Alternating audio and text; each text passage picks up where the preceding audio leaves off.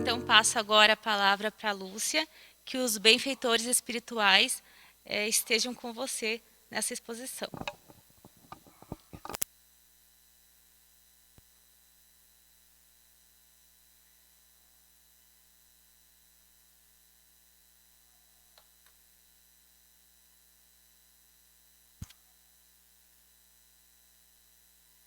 Boa noite a todos. Que Jesus nos abençoe nessa noite. Um pouco mais quentinha, né, que o normal. Mas é para chuva. Aqui é assim, né, no inverno. Quando está mais quentinho é para chuva. Tá dando para ouvir bem? Não? Tá bom? Bom, vamos ver então no decorrer. Nós trouxemos para essa noite a proposta para juntos refletirmos com o tema Vivendo e Aprendendo Dentro de Mim. Dentro de Mim é uma obra que está, acredito eu ainda, na nossa livraria, uma obra do José Carlos de Luca. É um livro excelente para todos aqueles que queiram fazer um mergulho para dentro de si mesmos. Então a gente baseou um pouquinho, um pequeno trecho nesta obra também. Então, vivendo e aprendendo dentro de mim. Trouxemos para iniciar algumas perguntas. Quando é que a gente vive? Quando será? Será que a gente vive só quando está na carne? Quando está reencarnado? Estamos vivos porque a gente diz, né? Fulano de tal morreu. Será que ele não continua vivendo? Ele não vive mais? Então, será que somos apenas nós, os vivos? Será que quando saímos da carne, continuamos vivendo? E quando é que a gente aprende? Também, né? Quando a gente vai para a escola, vai às vezes para a faculdade, faz algum curso. Às vezes a gente erra nas nossas atitudes e a gente diz que é errando que se aprende. A gente aprende muito com os erros. Será que a gente aprende só quando está encarnado? Ou quando a gente sai da carne, a gente aprende também? Como será, né? Vamos pensando. E na pandemia? Esse período que estamos vivendo agora. Para você, o que esta pandemia veio te mostrar? O que ela mostrou para cada um de nós aqui, essa pandemia? Alguma coisa ela está nos mostrando. Acredito que cada um de nós aqui está vendo alguma coisa nesta pandemia, nesse período. Do que você tem medo? Falando agora, né? Do que nós estamos vivendo nesse momento. Do que você tem medo? Você já mudou? Desde o começo do ano passado, quando tudo iniciou, você sente dentro de você que já mudou? A pandemia mudou você? Alguma coisa? Pequena ou grande? E o que você vinha fazendo de errado antes da pandemia? Que agora você está dando uma melhoradinha. Tem alguma coisa? O que você vinha fazendo de errado? Olha, acredito que essa pergunta, ela cabe mais especificamente àqueles que já passaram pelo vírus. Talvez sim, talvez não. Mas aqueles que já sentiram na pele, né? Talvez alguma coisa deu para perceber o que a gente fazia de errado, que agora a gente já toma um cuidado maior. Como eu já tive o Covid, para mim é a vibração. Andava bem estressada. Bem estressada. E o estresse é um perigo. E nós vamos ver aqui nessa noite esse assunto também. O estresse, né? Dentro de tudo isso que nós estamos vivendo nesse período. Você tem lembrado de Deus? E quanto você lembra de Deus? Porque a gente vê assim o vírus, a gente vê às vezes algumas pessoas chamam ele de maldito. Né? E eu digo bendito, para mim, me ensinou algumas coisas. E claro que a gente não fica feliz e nunca vai ficar lucidamente falando com isso tudo que está acontecendo. Com os nossos irmãos desencarnando nessa pandemia. É lógico isso. Né? Mas a gente atribuir ao vírus o problema, será que está correto? Será que Deus não está acima de tudo que acontece com a gente nas nossas vidas? Estando vivos aqui ou vivos lá, lá mais vivos do que aqui? E você tem confiado em Deus? Até que ponto? Porque a gente diz, não, eu confio em Deus, né? Mas se acontece alguma coisa com a gente tem uma facilidade, né, de esquecer que confia em Deus, porque a gente fica tão atribulado, tão aflito diante de algum perigo, de uma doença, de um diagnóstico, de uma situação complicada. Então, para a gente pensar aqui juntos, né? Então, até que ponto nós temos confiado em Deus? Será que está sendo suficiente? O quanto nós estamos confiando em Deus? Está sendo suficiente para nós? Isso. Vamos lembrar dos atributos de Deus. Para a gente trazer aqui a grandiosidade dele. Que ele é imaterial. Soberanamente justo e bom. Deus é eterno. É imutável. É onipotente. É o único. Deus é grande. Deus é maior que tudo. O Criador. Né? E nós encontramos na primeira questão do Livro dos Espíritos que Deus é a inteligência suprema e a causa primária de todas as coisas. Tudo que existe é Deus. E Deus é perfeito. E nós somos criaturas perfectíveis, criadas para a perfeição. Porém, nós não estamos acabados, nós estamos em processo. Como ali, né, está se moldando aquele vaso. Deus não ajunta cacos. Deus nos amolece. E faz de nós novos vasos na escola da vida. Nos ciclos reencarnatórios. Transformação e renovação na evolução, perante a certeza da imortalidade do espírito. Achamos tão interessante essa colocação, que Deus não junta cacos, mas ele nos amolece. Como nós vamos amolecendo? Quando a gente vai ficando mais velho, nós não vamos amolecendo? A gente vai ficando assim, não dá mais tanta importância. Quando a gente está doente, então, ou num perigo maior, quando a gente tem uma doença que pode nos levar à desencarnação, a gente não amolece? A gente não vê diferente? Nós trouxemos, retirado do Momento Espírita, que eles retiraram de uma obra, uma história que vai ser impactante a nós. Já neste momento em que estamos assim, impactados e chocados. Mas nós trouxemos essa história para justamente colocar em nós e depois fazermos as nossas reflexões em cima do que aconteceu com este homem.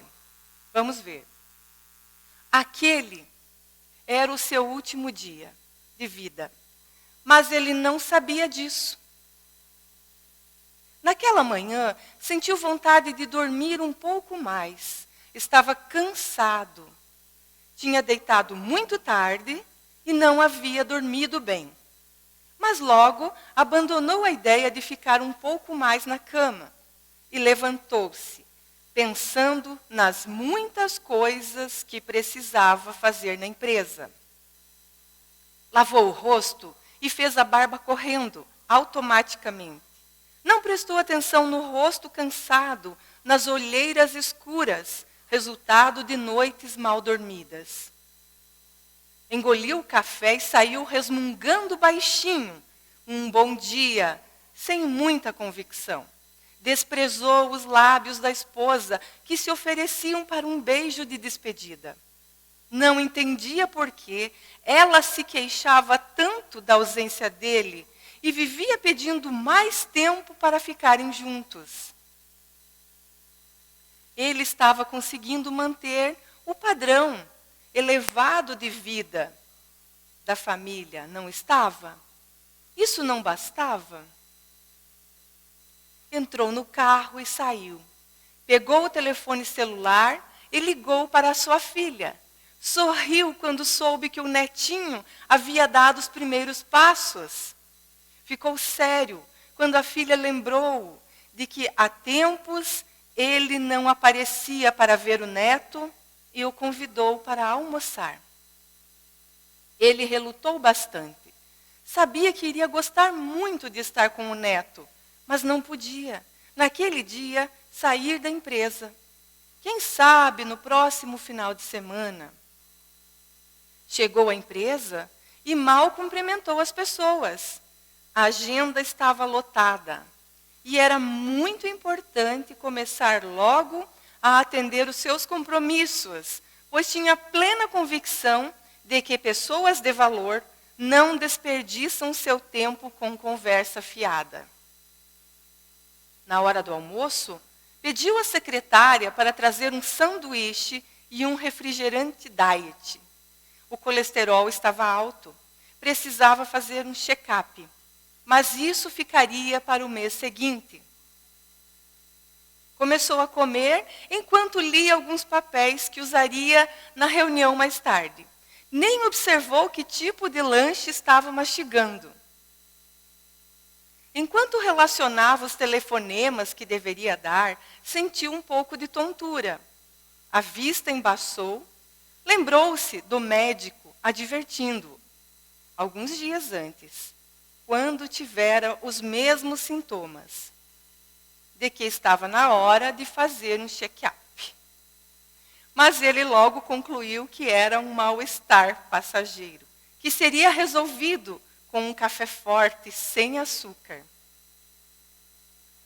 Terminando o almoço, escovou os dentes e voltou ao trabalho. A vida continua, pensou. Mais papéis para ler, decisões a tomar, mais compromissos a cumprir. Saiu para a reunião já meio atrasado. Não esperou o elevador. Desceu as escadas pulando os degraus de 2 em 2. Entrou no carro, deu a partida. E quando ia engatar a marcha, sentiu de novo o mal-estar. E agora, uma dor forte no peito. O ar começou a faltar. A dor foi aumentando. O carro desapareceu. Os outros carros também. Os pilares, as paredes, a porta, a claridade da rua, as luzes do teto. Tudo foi sumindo diante de seus olhos. Ao mesmo tempo que surgiam cenas de um filme que ele conhecia bem. A esposa, o netinho, a filha, e uma após a outra, todas as pessoas que mais gostava. Por que mesmo não tinha ido almoçar com a filha e o neto? O que a esposa tinha dito à porta de casa quando ele estava saindo hoje de manhã? A dor no peito persistia, mas agora outra dor começava a perturbá-lo, a do arrependimento. Ele não conseguia distinguir qual era a mais forte. A dor da coronária entupida ou a da sua alma rasgando. Escutou o barulho de alguma coisa quebrando dentro do seu coração. E de seus olhos escorreram lágrimas silenciosas. Queria viver, queria ter mais uma chance, queria voltar para casa, beijar a esposa, abraçar a filha, brincar com o neto. Queria. mas não havia mais tempo. Esta história é do último dia deste personagem.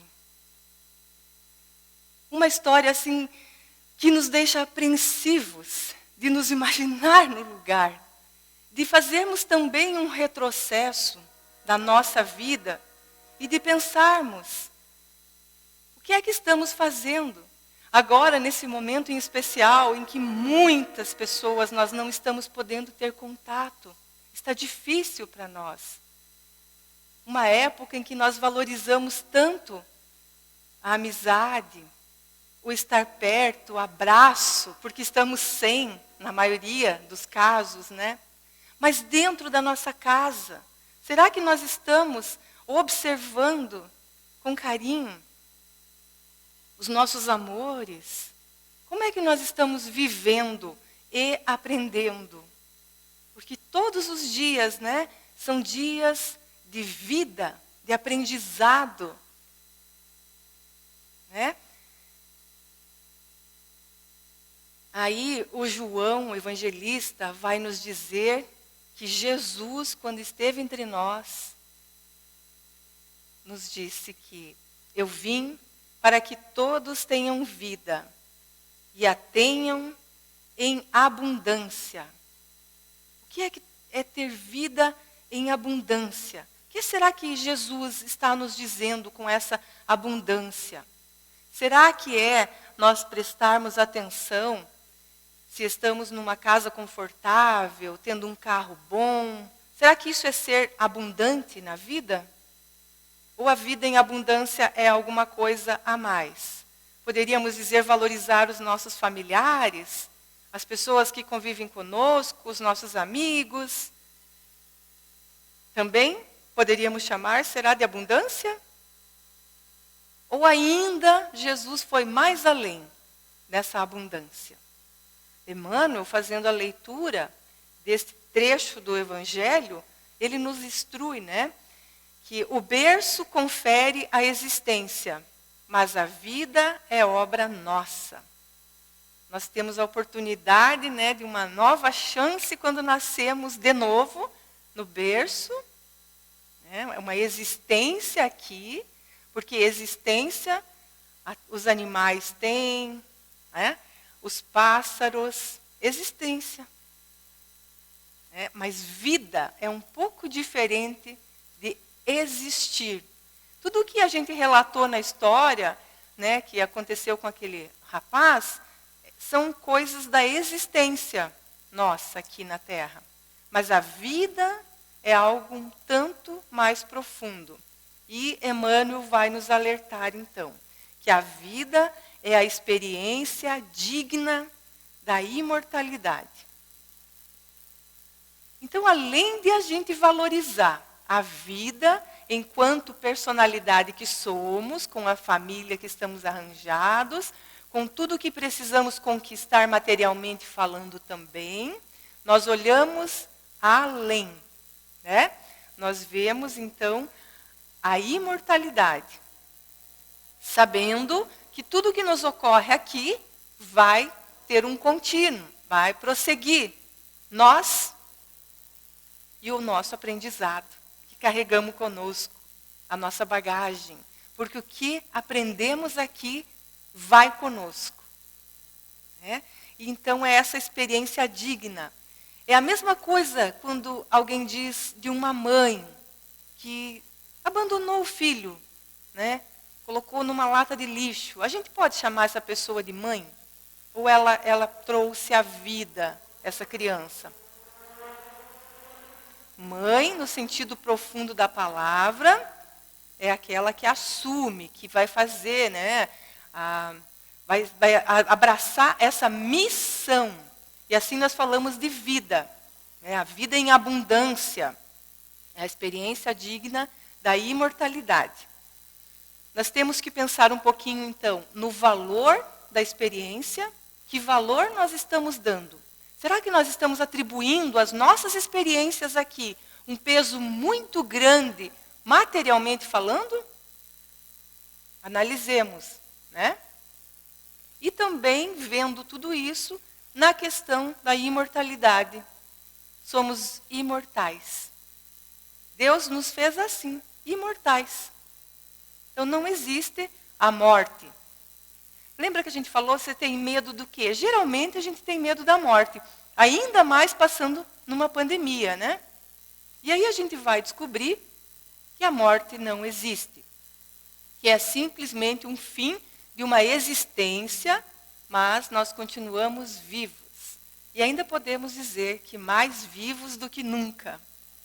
Porque quando nós estamos fora do corpo, nós temos todas as nossas faculdades muito mais aguçadas do que aqui. Aqui nós estamos abafados.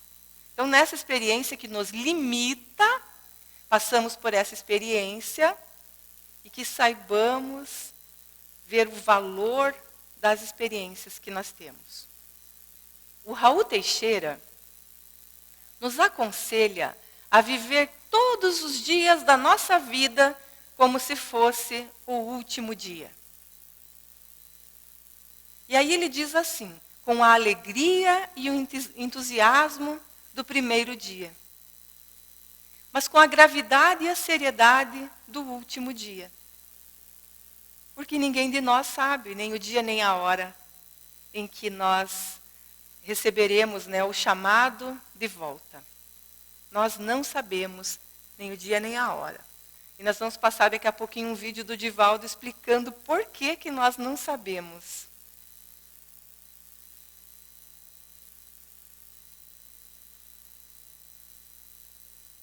No Evangelho segundo o Espiritismo, capítulo 25, Jesus nos recomenda não entesourai para vós tesouros para nós entesourarmos os tesouros no céu, né? Não aqui na terra, não nos apegarmos tanto às coisas materiais, mas entesourai no céu. E buscai primeiro o reino de Deus e a sua justiça. E todas as outras coisas nos serão acrescentadas. E assim, essa é a melhor fala para a pandemia de Jesus. Não andeis inquietos pelo dia de amanhã. Porque o dia de amanhã, a si mesmo, trará o seu cuidado. Ao dia, basta a sua própria aflição. É como se Jesus dissesse para nós, um dia de cada vez. Calma.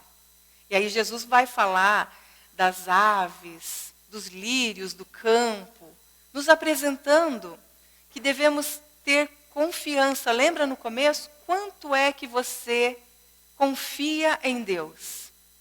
Confia que Ele cuida de tudo. Até que ponto? Né? Aqui, Jesus não está dizendo para nós sermos um peso na sociedade. Ah, se Jesus está falando que vai ser tudo, vai vir para mim, que eu devo só buscar as coisas do reino dos céus, então eu vou ficar só nessa, né? Não é isso que Jesus está falando para nós. Porque senão vamos nos transformar em pesos, dando prejuízo para o planeta Terra. E essa não é o nosso objetivo, não pode ser. Né? Nós temos que nos abastecer, nos suprir, para não prejudicar as pessoas que caminham conosco. Mas ele está dizendo para a gente não cair em desespero, não ficar aflito, não ficar ansioso. É uma palavra muito ouvida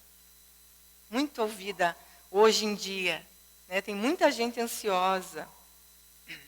Nós trouxemos aqui escrito que é a sugestão de pesquisa, né, para aqueles que tiverem um pouco mais de curiosidade, a glândula adrenal. Não sei se tem alguém aqui da área médica, mas aí, se tiver, já conhece um pouco mais, né, sobre esses termos.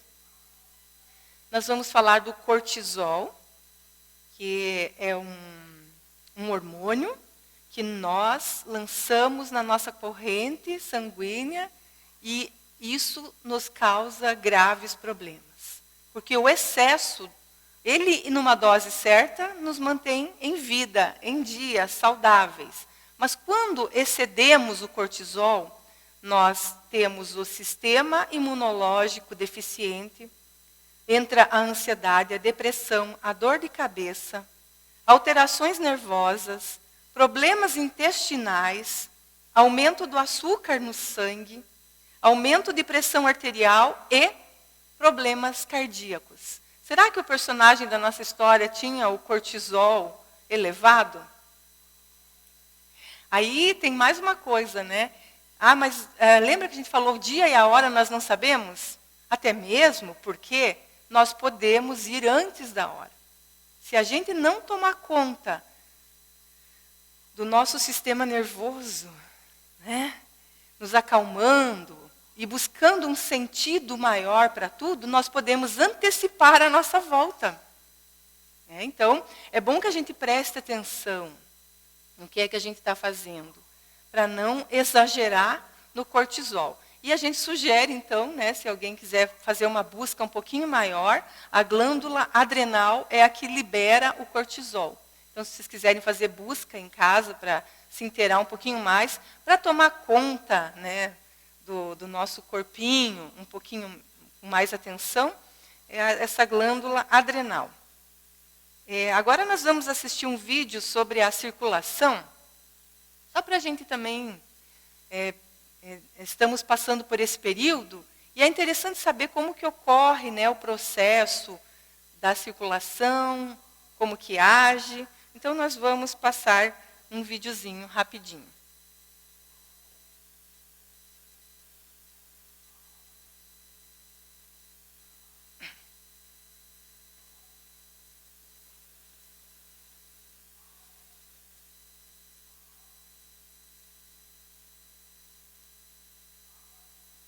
O corpo foi feito para se movimentar, nada de ficar parado.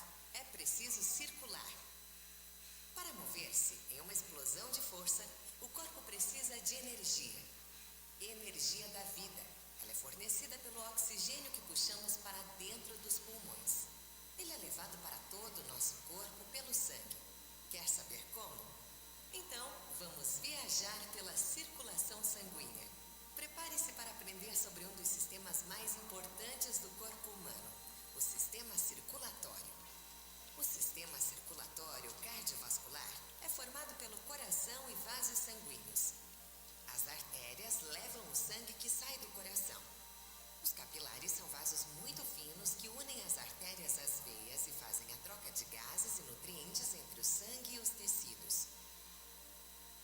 As veias trazem o sangue dos tecidos, rico em gás carbônico, de volta ao lado direito do coração, onde é levado aos pulmões pelas artérias pulmonares, recebe oxigenação e chega ao lado esquerdo do coração pelas veias pulmonares.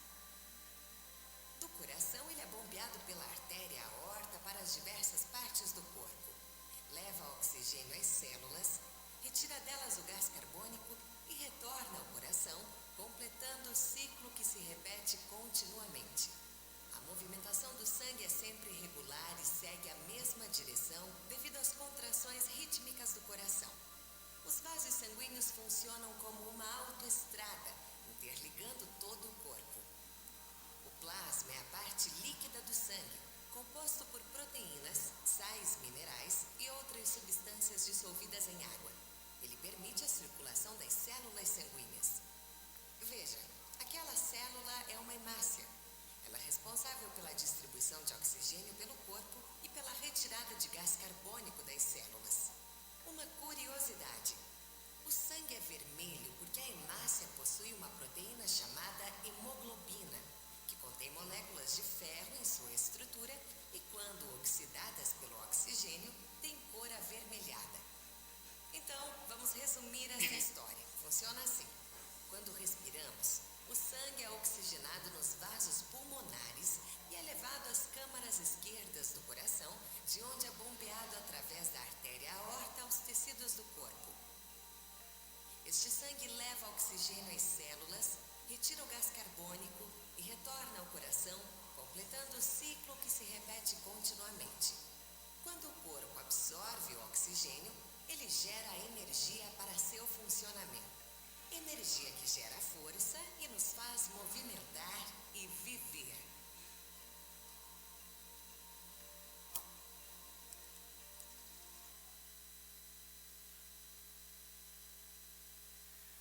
Então, é um vídeo bem complexo, assim, não sei se algumas pessoas são familiarizadas com isso, para mim é bem complexo. Mas acho assim que a gente está vivendo um período de falar de pulmão, coração. É bom a gente saber o que tem por dentro de nós. É bom a gente, por isso, ser grato que hoje nós estamos aqui, respirando normalmente, os nossos pulmões estão funcionando. E como que a gente está contribuindo para que esse motor potente, que é o nosso coração, funcione? Nós estamos lembrando de respirar profundamente, né? E agradecer. Muitas vezes nós precisamos só respirar, né? Muitas vezes. A máscara veio para nos ensinar, né, que a gente deve falar menos e ouvir mais. E respirar. A importância, né, que é a nossa parte, a parte que nos cabe. Movimento, né? Estar em movimento, cuidar, né, da saúde do corpo, movimentando ele para que ele funcione melhor, para que ele flua. Mas o mais importante de tudo é que a gente esteja sempre ligada ao nosso Criador. Lembrando do nosso anjo de guarda, né, da espiritualidade que está sempre à nossa volta, para que vá se afastando de nós cada vez mais o medo, né, aquele pânico. Muitas pessoas relatam, né, não tem mais previsão, assim, parece que não consegue ver o futuro, não consegue ver o que vai acontecer ali na frente. São sensações ruins que a gente tem, que nós não deveríamos ter. Lembrar sempre dos ensinamentos do Mestre Jesus, né, que ele é o que respira muito melhor já do que nós, nosso irmão mais velho, que cuida do nosso planeta. Lembrando, aqui nós estamos lembrando de Deus, mas é através de Jesus. Ele é o caminho, a verdade e a vida, como ele nos afirmou. Então é através dele que nós vamos tendo a certeza de que tudo vai ficar bem entre nós. E ali, quando falamos daquele senhor, né, que acabou desencarnando por problema do coração, né, a máquina ali parou porque o motor pifou, né, nós acabamos pensando na felicidade, que nos últimos minutinhos da vida dele, ele pensou na felicidade. E a gente deve pensar sempre. Será que existe uma fórmula da felicidade? Será que a fórmula da felicidade é ter uma casa, dinheiro, o amor de sua vida, igual à felicidade? Será que é isso? Pelo menos é o que a sociedade cobra, né? A sociedade cobra que a pessoa seja casada, que a pessoa seja filho. Mas isso não é a fórmula da felicidade. Na doutrina espírita, nós temos uma outra fórmula da felicidade, né? Que são essas letras que vão se somando, né? E acabam resultando, que é a fé no futuro, a consciência tranquila e a posse do necessário. PN, posse do necessário. Consciência tranquila, mais fé no futuro, igual a felicidade. Se a gente caminhar, viver a nossa vida, estando encarnado ou desencarnado, porque o que é que muda estando desencarnado? Um temporário afastamento das pessoas que a gente ama. Esse afastamento é apenas físico, porque nós não nos separamos. Os amores não se separam. É muito doloroso esse processo, né? Toda separação é dolorosa. Mas que a gente não fique olhando o lado pesado disso, porque já tem peso demais. Nós precisamos deixar mais leve tudo, né? O ar fique mais leve, para que a circulação sanguínea corra de uma forma. Ali eles falam até como se fosse uma via, né? E a gente pode até imaginar, né? Nesse momento, tudo acontecendo de uma forma automática em nós. Nós aqui sentados ou eu em pé, e tudo isso está acontecendo. E é muito, muito rápido. Porque quantas vezes o nosso coração bate num minuto só? né? Então, né, a gente pode imaginar como isso ocorre tão rápido e tão perfeito. E a gente precisa cuidar só da respiração, de estar em paz. Então, pelo que estamos passando? Por um processo reencarnatório. E é um dos processos reencarnatórios. Porque nós aprendemos no Espiritismo que nós vamos e voltamos quantas vezes forem necessárias até aprendermos as lições que precisamos para essa perfeição relativa, que é o nosso objetivo, que é a felicidade. Mas vamos passando, né? E esses processos reencarnatórios, né, não resultaram de uma escolha aleatória do Criador, do acaso das combinações celulares, mas dos compromissos evolutivos firmados pelo espírito que reencarna, da nossa programação. Todos nós temos uma programação antes de reencarnar. Então não é, como diz, me corrijam se eu estiver errado, mas é Einstein que diz que Deus não joga dados? Não sei se é ele mesmo. É Albert Einstein que diz, Deus não joga dados. Essa frase também é muito importante nesse período em que vivemos. Né? Então não é aleatório, não é foi escolhido aqui, foi escolhido ali. Todos nós temos um planejamento reencarnatório. Obviamente que temos que fazer a nossa parte. Nós trouxemos aqui rapidamente sobre o cortisol, rapidamente sobre a circulação sanguínea, para que a gente tome cuidado com o que está acontecendo dentro de nós, nos mantendo, né, em equilíbrio, em harmonia. Mas nós temos um planejamento reencarnatório. E o dia e a hora, né, que está para a gente, não vai ter, vamos ter que passar, né?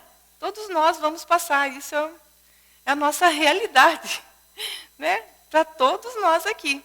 Vamos voltar para casa. Isso é morrer para o espírita. Deus lhes impõe a encarnação com o fim de fazê-los chegar à perfeição. Para uns é expiação, para outros, missão. Visa ainda outro fim a encarnação, o de pôr o espírito em condições de suportar a parte que lhe toca na obra da criação. É assim que, concorrendo para a obra geral, ele próprio se adianta. Então, nós vamos contribuindo aqui, né? Então, é tudo uma harmonia, como eles dizem, um concerto, né? Quando a gente olha um concerto, cada um toca aquele instrumento e a coisa vai acontecendo e dá aquela música linda numa orquestra. E assim somos nós aqui reencarnados. Todos nós passando aqui pelas nossas dificuldades, pelas nossas pequenas missões, e na maioria das vezes, pelas nossas expiações, que estamos recolhendo espinhos, muitas vezes, do que nós mesmos semeamos. Muitas vezes a gente diz porque alguns já não colhem mais tanto espinho. Já estão colhendo flores e rosas perfumadas. E isso também se mescla a momentos de dificuldades e momentos prazerosos de alegria em nossa vida. E nós sabemos disso, né? Que em nossas vidas temos momentos leves, temos momentos mais pesados, e assim vai se mesclando os nossos dias. Pestalozzi, que foi o professor de Allan Kardec, e é o professor, né? Ele diz que tens tudo dentro de ti próprio, dentro de ti próprio. No mais íntimo do teu ser reside as faculdades que Deus te deu, para que te sirvas sempre delas. Ele é tão convicto disso que nos ensinamentos dele com as crianças, ele fazia exatamente isso, né? Ele fazia com que as crianças trouxessem dentro de si as respostas, de tão convicto que ele era. E ele fala para nós também isso. Nós podemos entender que está tudo dentro de nós. As respostas das nossas perguntas, das nossas aflições, das nossas dores, estão sim dentro de nós. E o nosso progresso, as nossas potencialidades, que muitas vezes a gente se detém achando que é fraco, que não consegue, né? A síndrome de Gabriela, né? Que a gente acha que vai nascer assim e vai morrer assim e ser sempre assim, isso não presta para nós. Porque nós podemos e devemos progredir. Né? Nossa liberdade de progredir. E o André Luiz, no livro Apostilas da Vida, nos recomenda: melhore tudo dentro de você, para que tudo melhore ao redor de seus passos. Que conselho, né? Por onde nós devemos começar, será? O que essa imagem representa? Como que a gente vai melhorar tudo à nossa volta? O que essa imagem representa para você? Será que é de uma mãe, um filhinho? Ou não? Olha, esse é o escritor do livro maravilhoso Dentro de Mim. No capítulo 16, intitulado Pegue a mão de sua criança. Pegue a mão da sua criança. O escritor Andrei Moreira, ele utiliza de uma fala de um outro escritor. Independentemente de tudo o que nos faltou na infância ou na juventude, na vida adulta, somos nós os responsáveis por dar à nossa criança interna o que ela necessita. A gente, às vezes, justifica as nossas imperfeições, dizendo que a gente sofreu lá, teve uma infância não sei de que jeito, uma criação não sei como. A gente vai dando desculpas. Né? E esse escritor, e o José Carlos de Luca vai reforçar isso e vai trabalhar esse assunto na obra, ele nos aconselha, nos chama à responsabilidade de nós mesmos cuidarmos da nossa criança interior. Nós cuidarmos dela. Se faltou alguma coisa, a gente vai suprir. Então ele nos aconselha, se faltou cuidado, cuidamos dela. Se faltou atenção, a valorizamos. Se faltou estímulo, a promoveremos. Se excederam os mimos, a ensinamos a lutar. Então, nós podemos cuidar da nossa criança interior.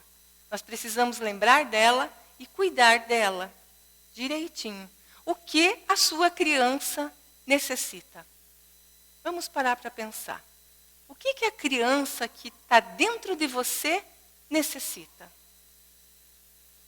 E o que ela tem ali a oferecer? E o que você pode fazer por ela e com ela hoje? Hoje, o presente. O que você pode fazer com a sua criança interior?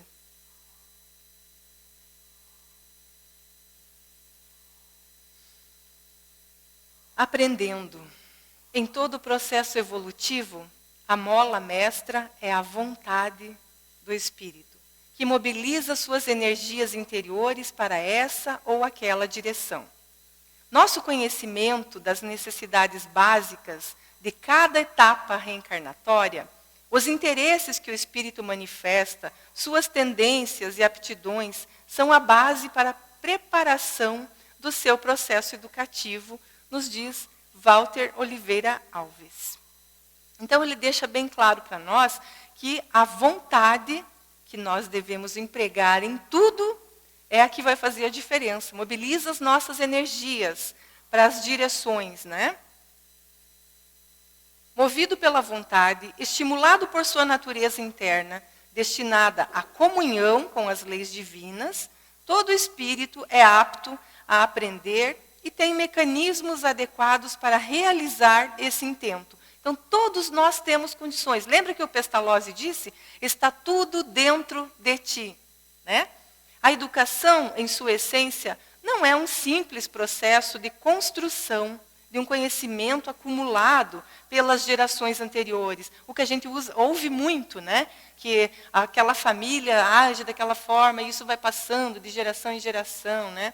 Então, em sua essência, não é um simples processo de construção de um conhecimento acumulado pelas gerações anteriores, mas um processo de transformação e crescimento e que vai além do conhecimento acumulado. É preciso, pois, educar para a mudança. As nossas bagagens, né? A nova educação. Estamos passando por uma nova era. Precisamos buscar uma nova educação para nos melhorarmos. Deve buscar ativar a força criadora do espírito, a maior força que existe no ser. Força ativadora da vontade, energia anímica, volitiva, força de impulsão e, ao mesmo tempo, de atração. Pois além de impulsionar para frente, para cima, atrai os que seguem na retaguarda no mesmo impulso de progresso e mudança crescente no sentido progressivo. Então a gente vai evoluindo enquanto seres humanos aqui na Terra, reencarnados, esse é o progresso que vai acontecendo, e vamos evoluindo espiritualmente. Não existe involução. Ninguém evolui, nós evoluímos, é uma lei. Então todos nós nos melhoramos. Às vezes optamos por estacionar, mas nunca evoluir, né? Então a gente deve se utilizar disso tudo para o nosso progresso. A educação do espírito nos apresenta o processo de desenvolvimento gradual e progressivo das potências do espírito. É a educação para a mudança, para o progresso, para a transformação gradual rumo à perfeição. Nos asseverou Jesus, né? Que nós somos a luz do mundo. Brilhe a vossa luz. Toda aprendizagem se dá apenas quando é significativa, quando ela representa alguma coisa para nós, não é verdade? A gente costuma dizer que a gente aprende muito quando a gente erra, quando aquilo marca na nossa vida. Então ela se dá quando nós vamos adquirindo esses registros, valorizando a compreensão em detrimento da memorização, tendo em conta as características do sujeito, as suas experiências anteriores e as suas motivações. Que a gente nunca esqueça de viver em abundância, né? Aproveitando essas oportunidades. Quando é que a gente vive? Quando é que a gente aprende? Só para fazer a pergunta mais uma vez, e o convite da pandemia é: vai para dentro de nós. Que a gente saiba fazer este mergulho para dentro de nós. Nós vamos pedir para o Gustavo para passar mais um videozinho, já estamos terminando, né, a exposição. O do Divaldo, lá, faz favor, Gustavo.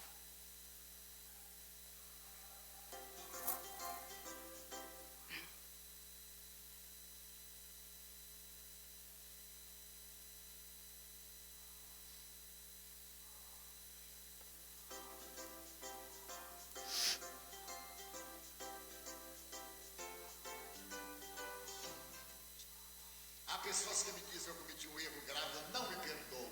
Que é isso? Perdoe-se, sim, por que não? Você é uma criatura humana. Se o mestre nos pediu a perdoar aquele que nos ofende, por que nos não perdoarmos quando nós cometemos um deslize? Temos o dever de auto-perdoar-nos e a obrigação de não continuar no erro.